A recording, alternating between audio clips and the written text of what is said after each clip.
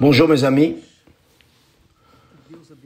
que Dieu vous bénisse tous, que le Saint-Esprit, l'Esprit de Dieu,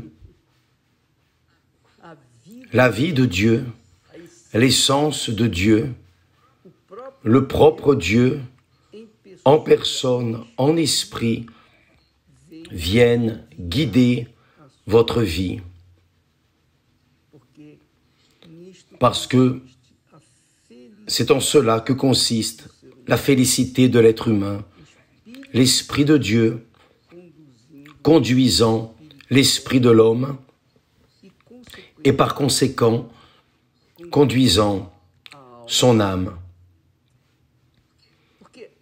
Parce que beaucoup de personnes, malheureusement,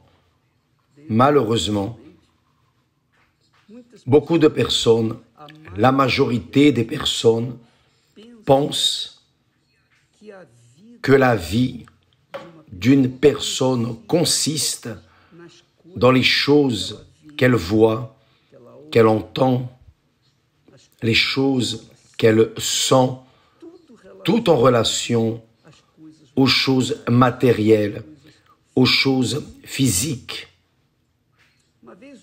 Une fois, un homme est arrivé auprès de Jésus et a dit « Maître, que ferai-je pour hériter la vie éternelle ?» Et Jésus lui a dit de garder les commandements. Un autre moment, c'est-à-dire Jésus a focalisé les commandements de la loi de Dieu. Un autre moment, un autre homme est venu et a dit « Maître, dis à mon frère de partager avec moi notre héritage. » Jésus lui a dit « Qui m'a établi pour être votre juge ou pour faire vos partages? Faites, gardez-vous avec soin de toute avarice. Gardez-vous avec soin de toute avarice, car la vie d'un homme ne dépend pas de ses biens. La vie d'un être humain ne dépend pas des biens matériels, ne dépend pas des choses de ce monde. Les choses de ce monde passent tôt ou tard pour tout être humain. Personne ne restera comme semence. Donc, Jésus leur a donné une parabole. Il a dit, les terres d'un homme riche, avait beaucoup rapporté. Et il raisonnait en lui-même, disant, « Que ferai-je? Car je n'ai pas de place pour serrer ma récolte. Je n'ai pas de place pour serrer ma récolte. Voici, dit-il, ce que je ferai. J'abattrai mes greniers, j'en bâtirai de plus grands, j'y amasserai toute ma récolte et tous mes biens, et je dirai à mon âme. » C'est marrant, très intelligent, très sage, cette parabole que Jésus raconte. Et je dirai à mon âme, tu as beaucoup de biens en réserve pour plusieurs années.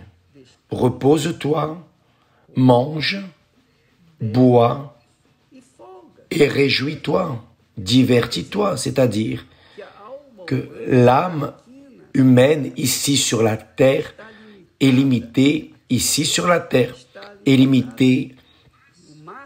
le maximum qu'elle conquiert, c'est se reposer en paix, manger, boire et se réjouir. Tous les divertissements qui existent et qui sont disponibles aux âmes. Sauf que Dieu lui a dit, insensé,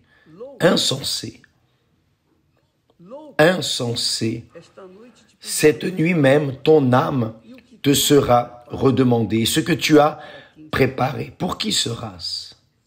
C'est-à-dire, les personnes, vous vous souvenez que nous avons parlé la chose suivante, lequel est le plus important, le corps ou l'âme? Lequel est le plus important, le corps ou l'âme? Tout le monde dit, ah, c'est l'âme. Bien sûr, c'est l'âme, évêque, c'est l'âme.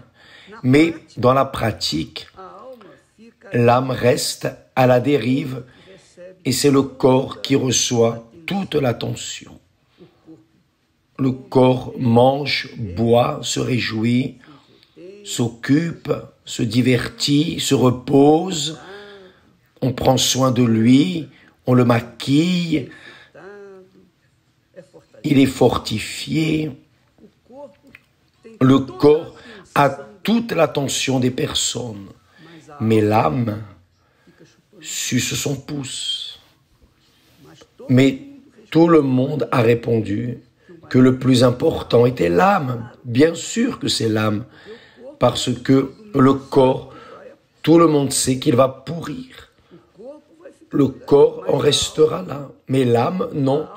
L'âme est éternelle. Donc, lorsque cet homme riche a dit « Je n'ai pas où serrer ma récolte », il a dit « Non, attends, je vais construire, je battrai mes greniers, je vais en construire de plus grands, je vais récolter toute ma récolte, tous mes biens. » Et c'est ce que les grands hommes riches font, les puissants de ce monde font.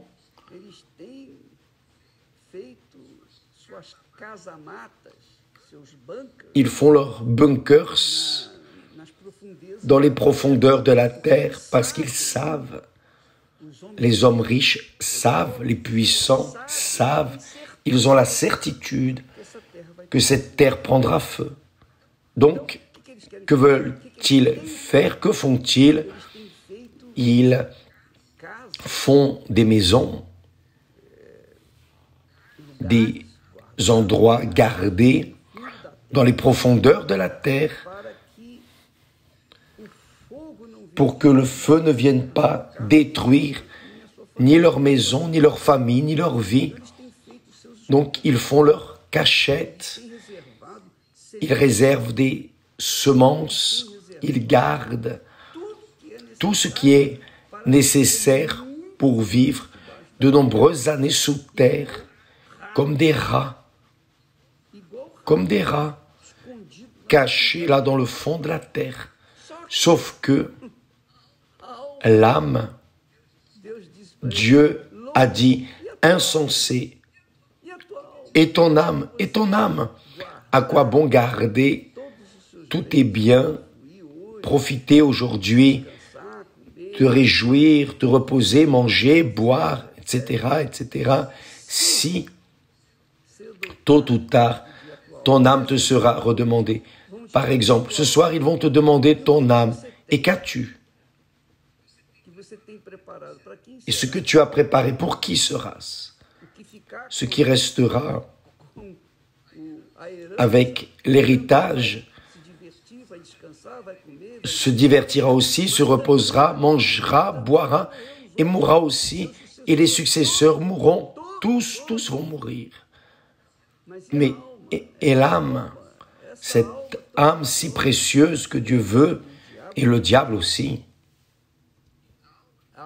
l'âme si précieuse qui est disputée par Dieu et par le diable. Dieu dispute votre âme, il veut votre âme.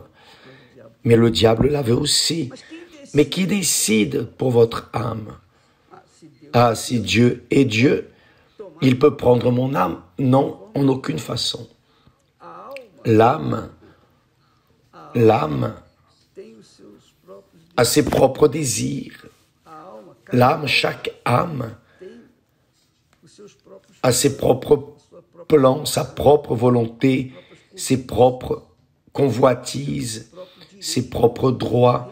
Elle a reçu de Dieu le privilège de choisir son destin. Donc, chaque personne a une âme et chaque âme doit décider ce qu'elle veut. Parce que si vous voulez amasser de l'argent, quelque chose pour le futur, ce sera pour un futur bref, avec un délai. Et après viendront vos enfants, vos petits-enfants, arrière-petits-enfants, et ainsi de suite. Mais tous vont mourir, vont mourir, vont mourir. Personne ne reste comme semence. Donc, mes chers amis, l'âme qui est disputée, que Dieu veut, c'est pour cela qu'il a envoyé ses serviteurs, ses enfants, ses serviteurs, pour aller dans le monde annoncer l'évangile et annoncer l'évangile à toutes les personnes, pour ouvrir les yeux des personnes, des âmes, pour qu'elles viennent donner une chance à Dieu de régner en elles. Et c'est la raison pour laquelle le Saint-Esprit est venu dans ce monde. Il est venu pour guider notre esprit, pour que notre âme soit soutenue, guidée, dirigée, conduite vers l'éternité. Dieu a dit dans cette parabole, Jésus enseigne que Dieu a dit à l'homme insensé, insensé, et ton âme, et ton âme. Ils vont te demander ton âme cette nuit, et que feras-tu de tout ce que tu as? Imaginez si Dieu demandait mon âme maintenant, grâce à Dieu. Alléluia. Vous savez que celui qui vit en croyant dans le Seigneur Jésus ne meurt jamais. Il s'endort ici sur terre, il se réveille au ciel. Mais celui qui ne vit pas en croyant dans le Seigneur Jésus, évidemment, en souffrira les conséquences. Parce qu'il n'a pas accepté, il a rejeté, refusé l'offrande de Dieu pour son âme. Jésus a donné son âme pour notre âme. Et c'est nous qui décidons son destin. Vous décidez pour votre âme, je décide pour la mienne. Esther décide pour la sienne. Mes enfants décident pour la leur. Donc, sachez, mes amis, que Jésus n'a laissé aucun doute en relation au destin de l'âme. Il a dit, que servirait-il à un homme de gagner le monde entier et de perdre son âme? À quoi bon? À quoi bon? À la personne d'investir dans le corps. À quoi bon à la personne de prendre soin de son corps et de laisser son âme à la dérive? C'est la raison de la dépression des personnes. Les personnes ont la dépression précisément à cause de cela, parce qu'elles focalisent le matériel et laissent l'âme de côté. Le diable, voyant la faiblesse des personnes, vient avec force contre ces personnes. Il les fait souffrir la dépression, l'angoisse, le tourment. Le monde est gris pour ces personnes. Elles gémissent, elles sentent une douleur insupportable dans l'âme. Seul celui qui a ou a eu une dépression sait ce que cela veut dire. Les personnes préfèrent souffrir dans la chair, préfèrent s'auto-mutiler pour diminuer, atténuer la douleur qu'elles sentent dans l'âme, car c'est terrible. Maintenant, imaginez l'âme dans l'enfer, si ici sur terre, la dépression mène les personnes aux limites, au point de se tuer. Imaginez en enfer. Lorsque cette âme arrive en enfer, là, il n'y a pas de mort. En enfer, il n'y a pas de mort. Saviez-vous cela? Ni au ciel, ni en enfer, il n'existe la mort. La mort n'existe qu'ici sur terre. Après que nous sortons d'ici, l'âme qui est éternelle va vivre éternellement avec Dieu au ciel ou va vivre éternellement en enfer sous la souffrance du feu éternel. Donc, mes amis, pensez-y, votre âme à votre âme. Votre âme est le bien le plus précieux que vous ayez. Vous pouvez être pauvre, vous pouvez ne rien avoir dans cette vie. Vous pouvez être une créature, un sans-abri qui vit de miettes. Peu importe. Mais votre âme est très précieuse. Elle est si riche que la mienne. Il n'existe pas d'âme plus riche et d'âme moins riche. Toute âme est riche, très précieuse pour Dieu. C'est pour cela que Jésus a donné son âme pour racheter notre âme. Mais si nous n'acceptons pas, si nous ne nous soumettons pas à sa parole, à sa voix, en obéissant à sa voix, alors il ne peut rien faire, car l'âme a ce privilège, ce droit de choisir entre le bien et le mal. Et chacun doit choisir pour soi-même. Vous seul pouvez choisir pour vous. J'ai déjà fait mon choix et c'est pour cela que je suis là. Je suis là en train d'essayer chaque jour, en train d'essayer d'alerter les personnes en relation à la préciosité, au trésor qu'il y a en elles, qui est l'âme.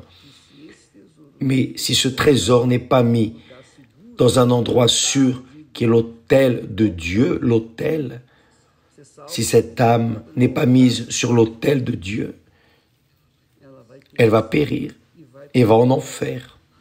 Et là, en enfer, il n'y a pas de mort, je répète. Elle va souffrir éternellement. Lequel est le plus important? Votre corps ou votre âme? Je parle ainsi, je ris même. Je ne ris pas en me moquant en aucune manière. Je ris par la joie que Dieu me donne, le privilège qu'il m'a donné d'avoir sauvé mon âme. La joie que Dieu m'a donnée, je veux vous la transmettre. Je veux vous la faire hériter aussi. Que Dieu vous bénisse tous. Demain, n'oubliez pas d'emmener au moins une personne, une créature qui vit dans la dépression. Emmenez-la, faites un effort.